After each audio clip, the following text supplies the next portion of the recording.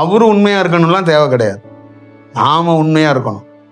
நாம் எப்பயுமே எந்த வேலை செஞ்சாலும் நாம் உண்மையாக இருக்கணும். புள்ள உண்மையாக இருக்கணும்னு முக்கியம் கிடையாது, புருஷன் உண்மையாக இருக்கணும்னு முக்கியம் கிடையாது. நீங்கள் உண்மையாக இருங்க. ஒரு நாள் பிள்ளையும் கணவரும் உங்களுக்கு உண்மையாக அவங்க மாறிடுவாங்க. புரியுதுங்களா? அதே மாதிரி தான் குரு. நீங்கள் உண்மையாக இருந்தீங்கன்னா லைஃப்பில் நான் எழுதி வேணா தர்றேன், நீங்கள் மிஸ் ஆக மாட்டீங்க. நீங்கள் உண்மையாக இருக்கிற மாதிரியே சில வாசகத்தை சொன்னீங்கன்னு வச்சிங்களேன், அது சரியாக இருக்காது. காலாண்டரில் 2 லைனில் போடுவாங்க அந்த ராசிக்கு இந்த பலன்னு. அந்த மாதிரி தான் உங்கள் உண்மை இருக்கும்.